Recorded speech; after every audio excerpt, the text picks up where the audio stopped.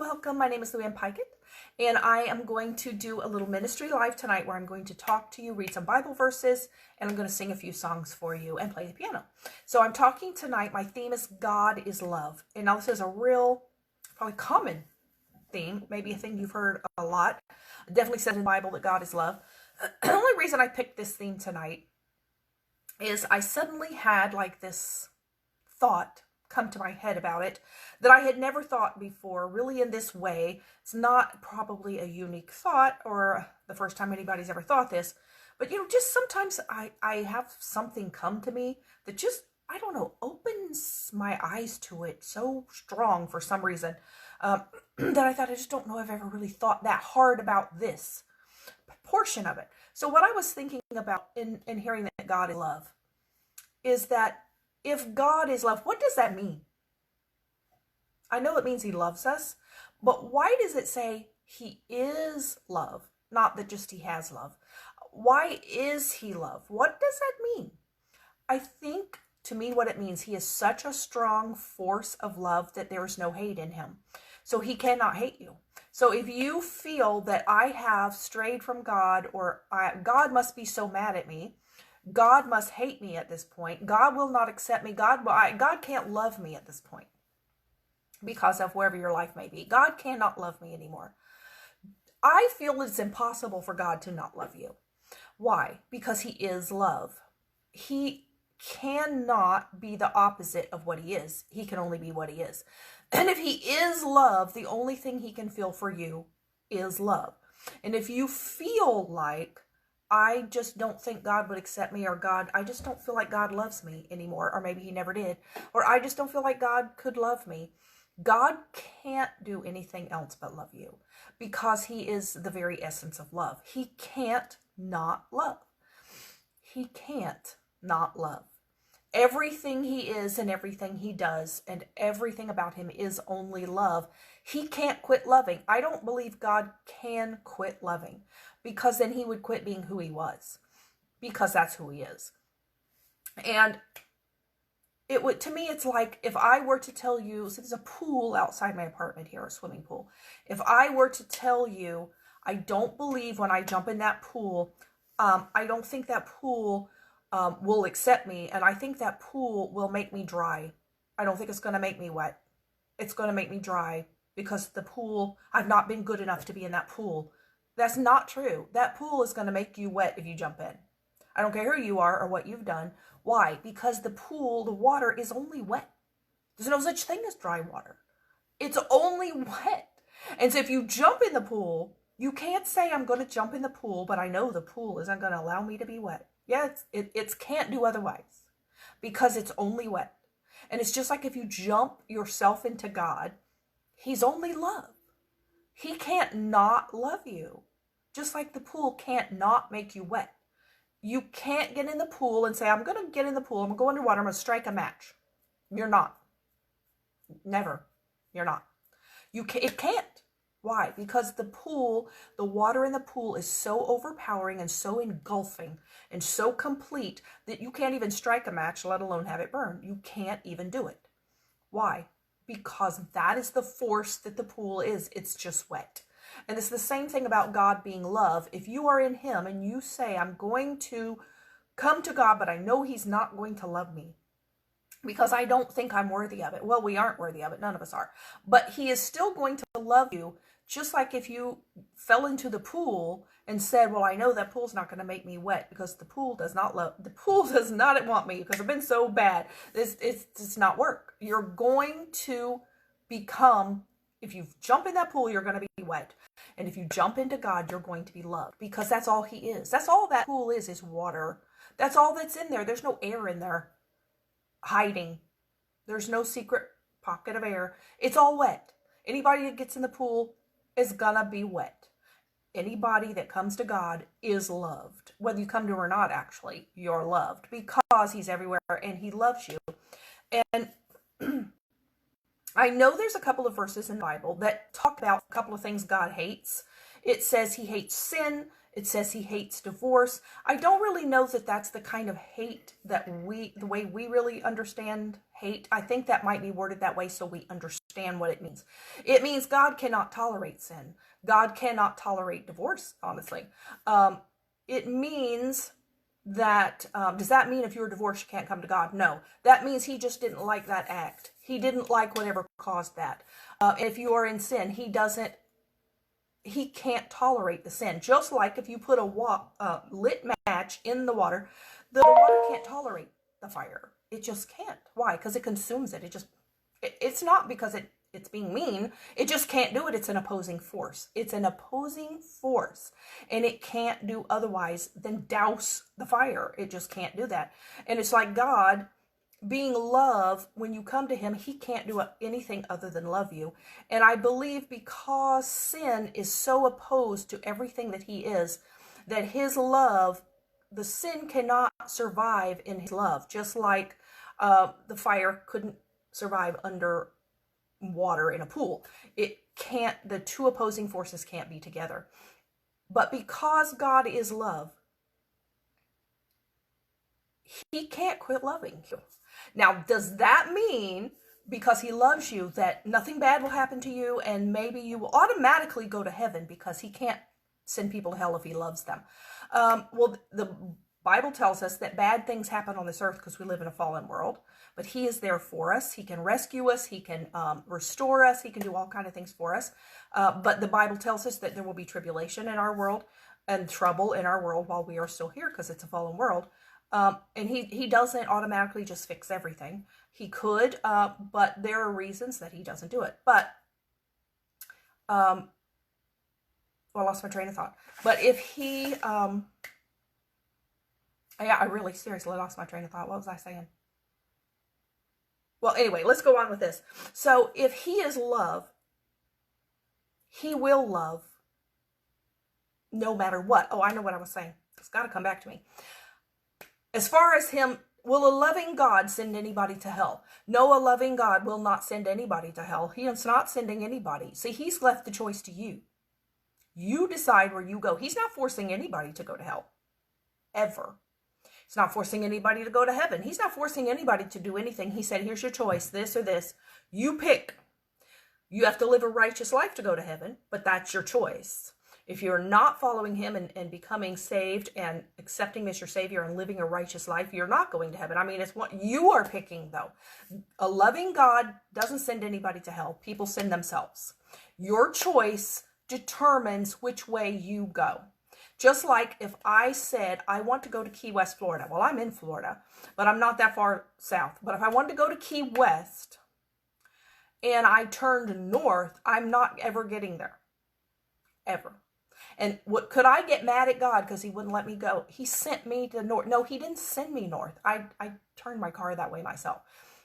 You pick your path. You pick your destination. You pick your direction. You're picking. And God's got all the road signs. Turn back. Turn back. This is not the right way. Go the other way. Go the other. It's in the Bible. You pick, though.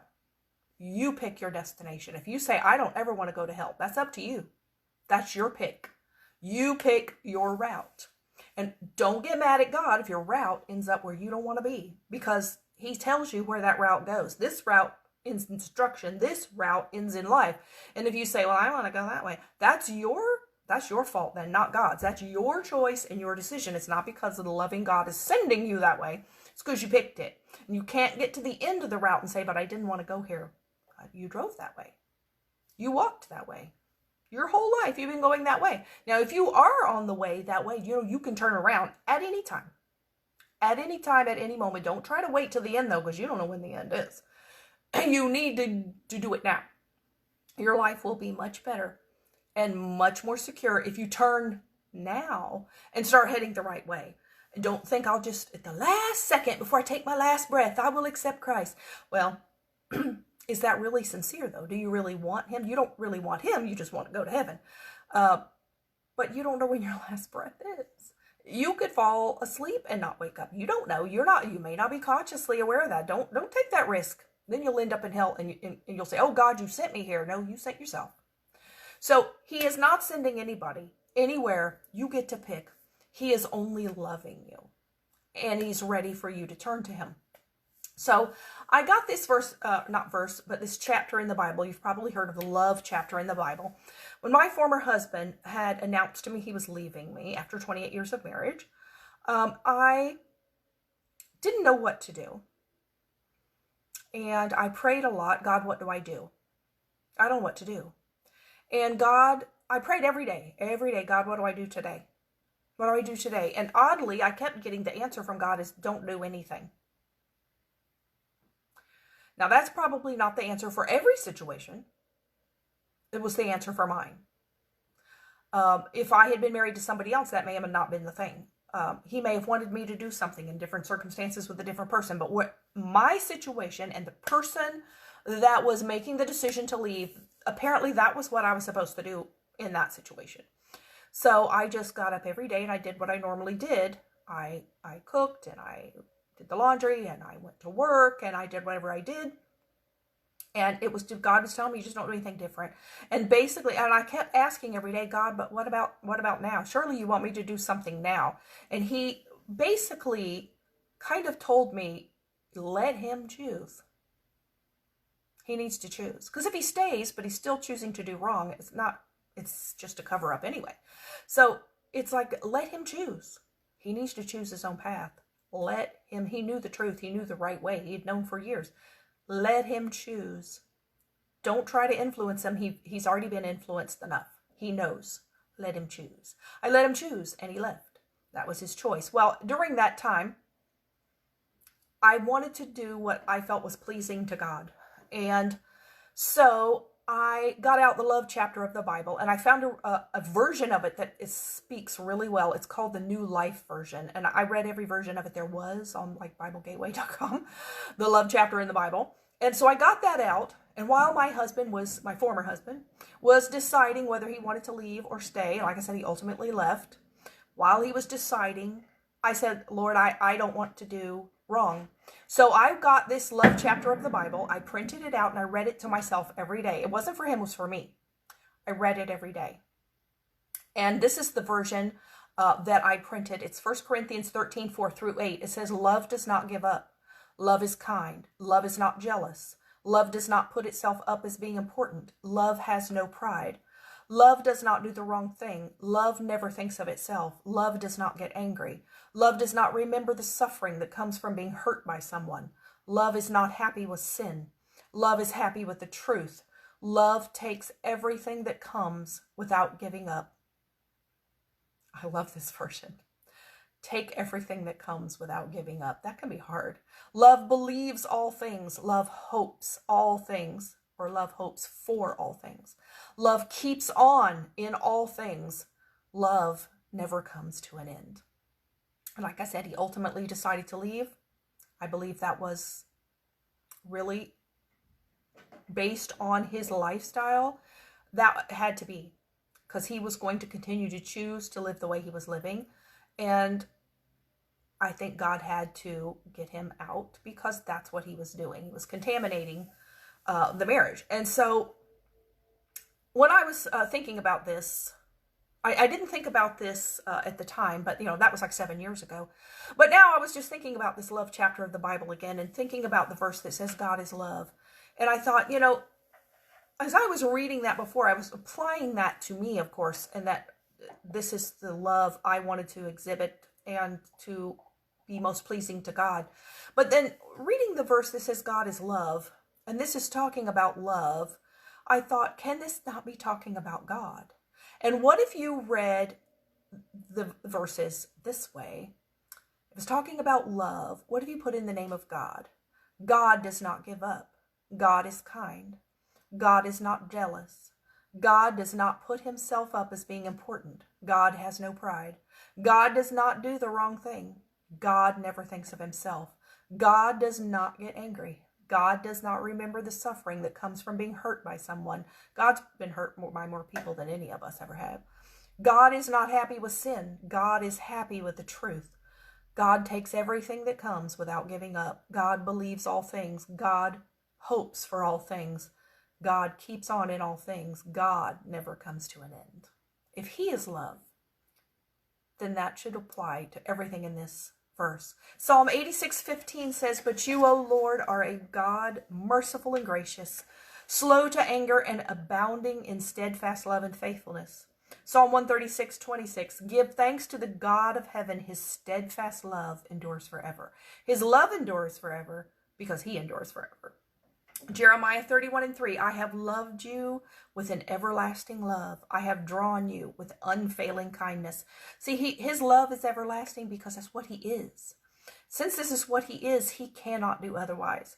Daniel 9:4, "I prayed to the Lord my God and confessed, Lord, the great and awesome God, who keeps his covenant of love with those who love him and keep his commandments." Ephesians 2:4-5, "But because of his great love for us, God, who is rich in mercy, made us alive with Christ, even when we were dead in transgressions. It is by grace you have been saved." It's because of his love for us he did that.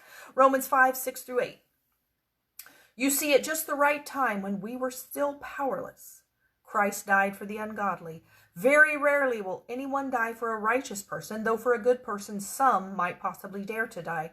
But God demonstrates his own love for us in this: while we were still sinners, Christ died for us."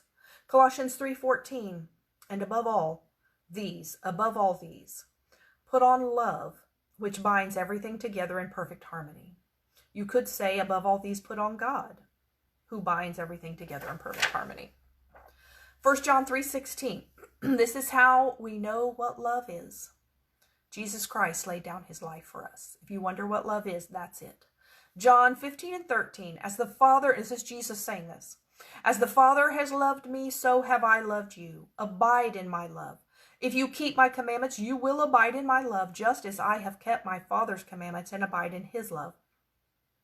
These things I have spoken to you, that my joy may be in you, and that your joy may be full. This is my commandment, that you love one another as I have loved you.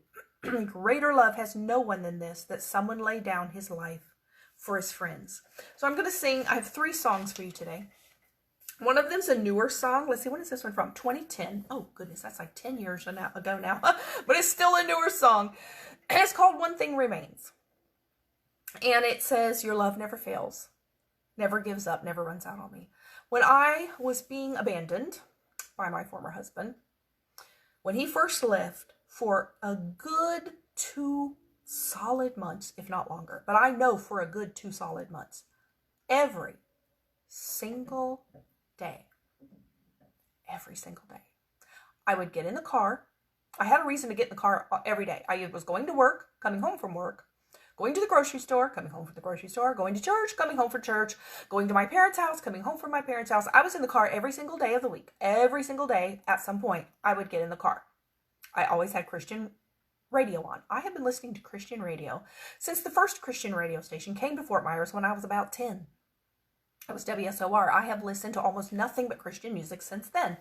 And it really has been a blessing and an encouragement to listen to. If you don't listen to Christian music, you need to start listening to Christian music. We have about 5 or 6 radio stations now that you can pick from. And when one starts talking, I change the channel to the other one's not talking. So I would always turn on the radio when it's always on. When I get in the car, it's always on a Christian station.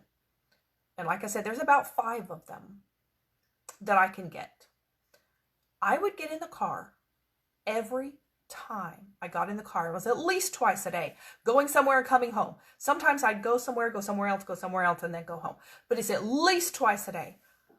Every time I got in the car, this song was on. Every day.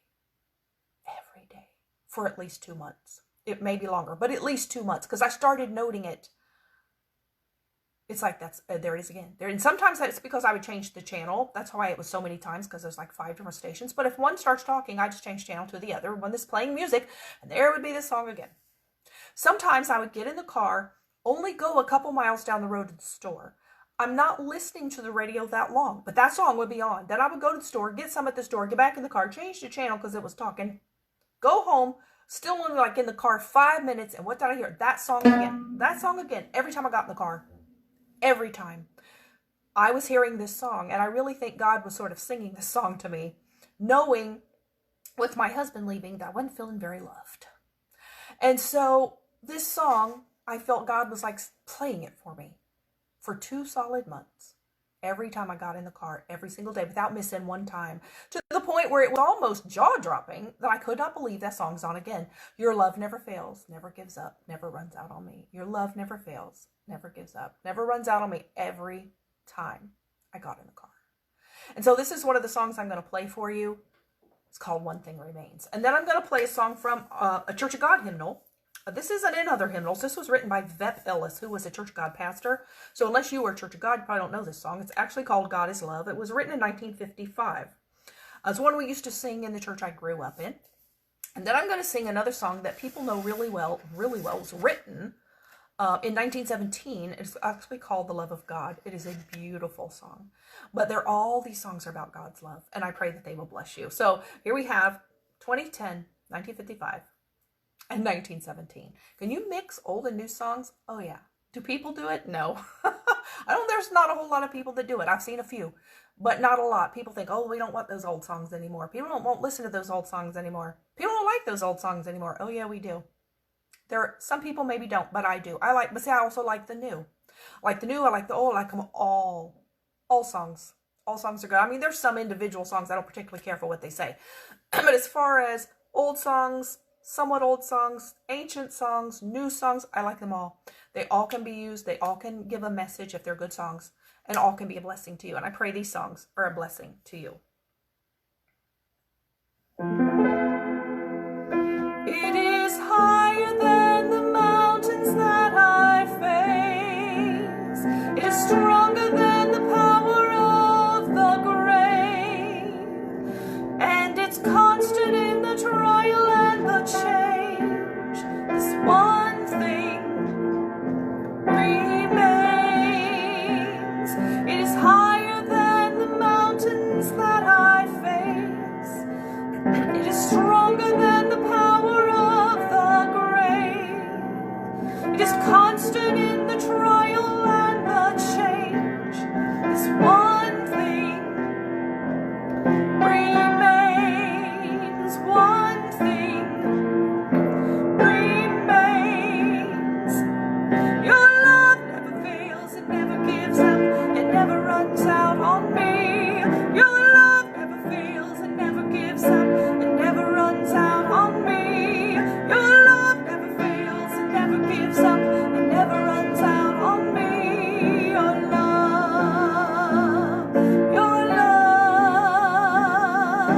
it is higher than the mountains that I face. It is stronger than the power of the grave. It is constant in the trial and the change. This one thing remains. Your love never fails, it never gives up, it never runs out on me. Your love never fails, it never gives up, it never runs out on me. Your love, because on and on and on and on it goes, and it overwhelms and satisfies my soul, and I never ever have to be afraid. This one thing remains, because on and on and on and on it goes, and it overwhelms and satisfies my soul. I never ever have to be afraid.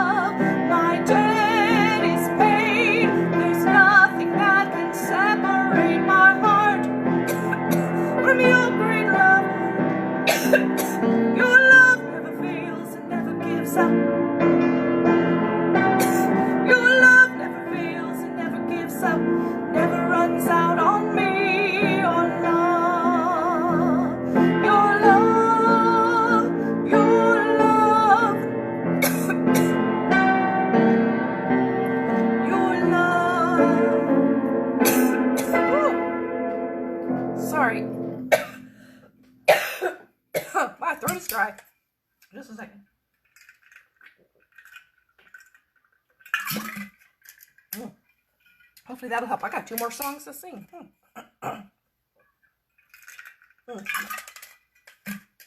It's just dry. All right, now let's move on to the others and see if I can still sing. These other ones are high. Woo! They are high. So yeah, good luck to me.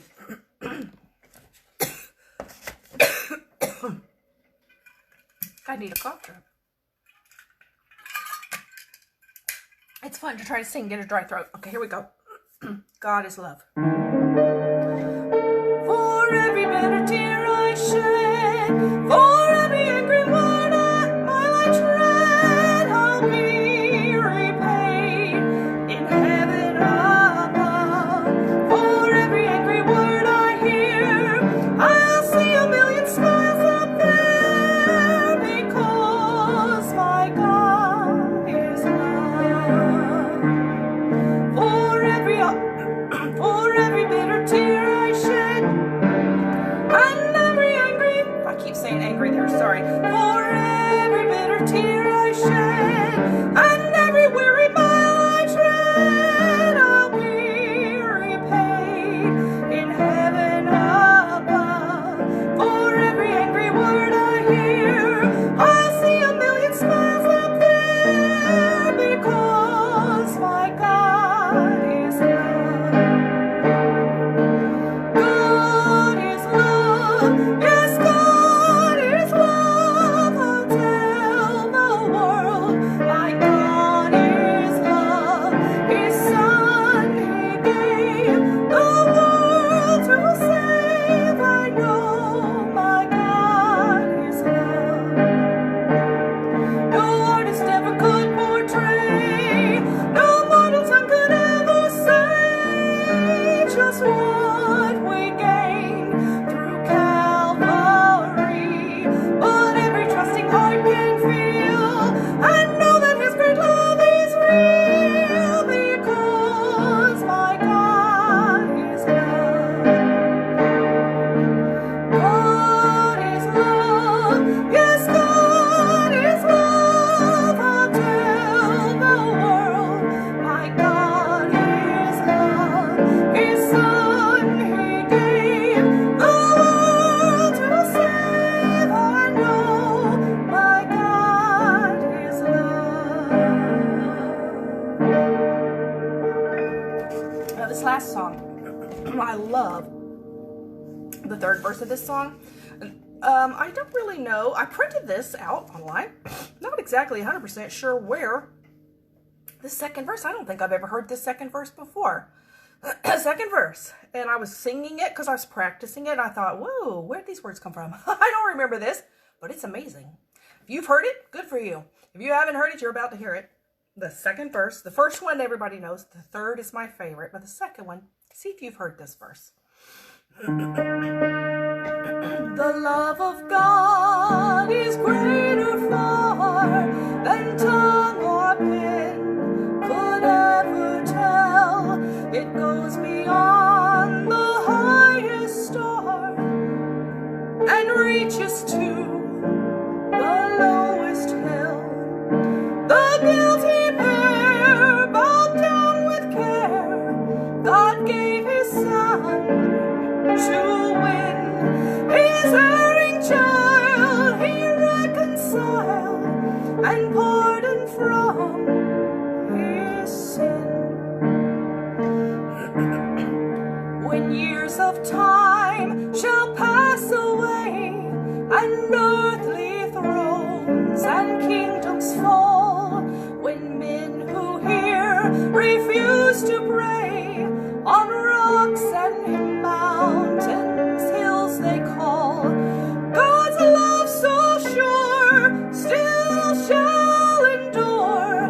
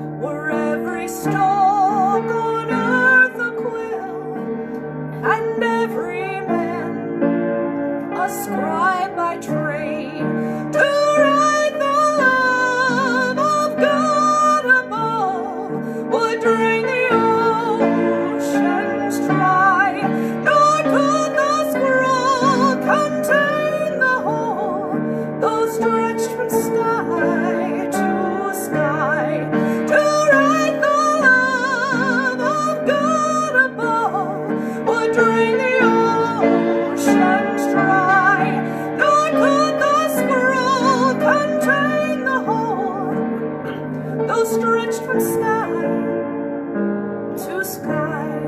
Oh, love of God, how rich and pure, how measureless and strong, it shall forevermore endure. The saints and angels sing. Oh, love of God, how rich and pure, how measureless and strong, it shall forevermore endure. The saints and angels song. Your love never fails and never gives up, never runs out on me. Your love never fails and never gives up, never runs out on me. I know my God is love.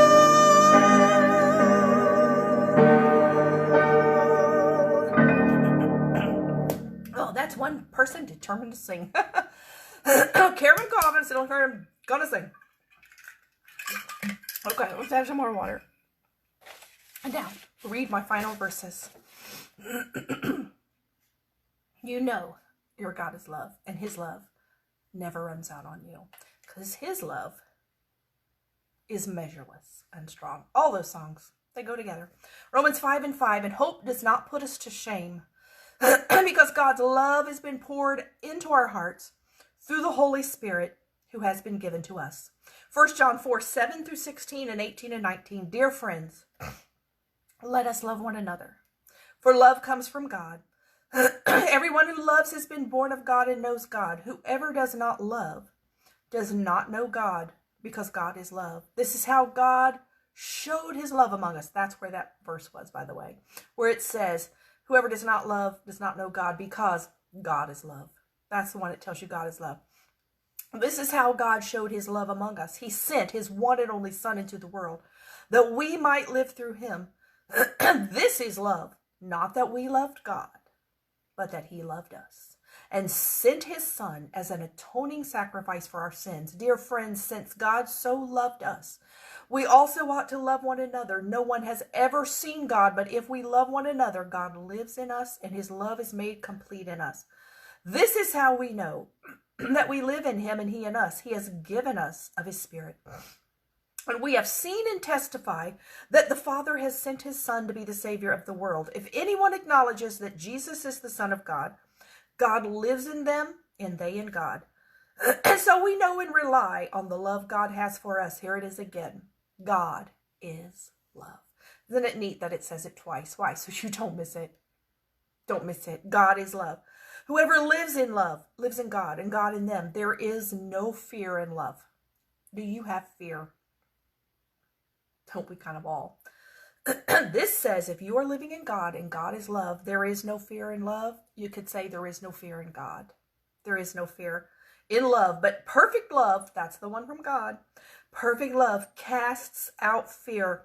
For fear has to do with punishment. And whoever fears has not been perfected in love. We love because he first loved us. If you are fearing punishment, maybe you need to evaluate your relationship with him.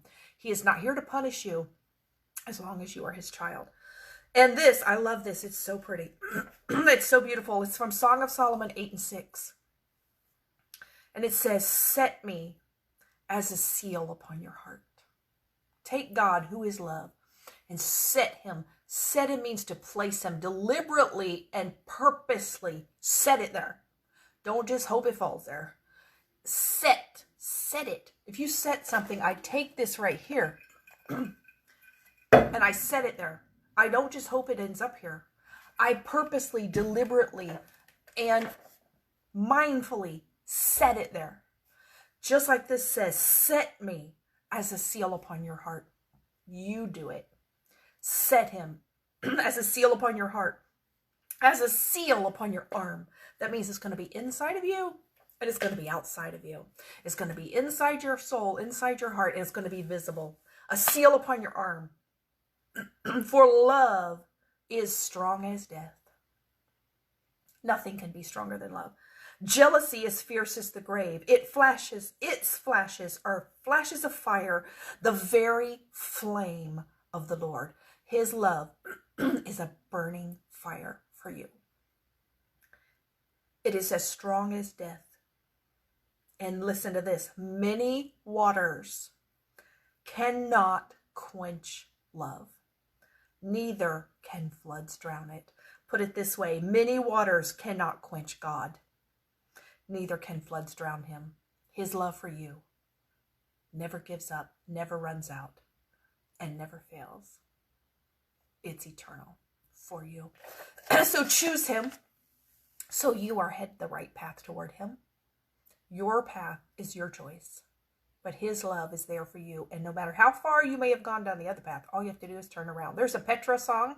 It's one I really love that says, it doesn't matter even if you've walked 10,000 steps away. Don't you know he's only one step back?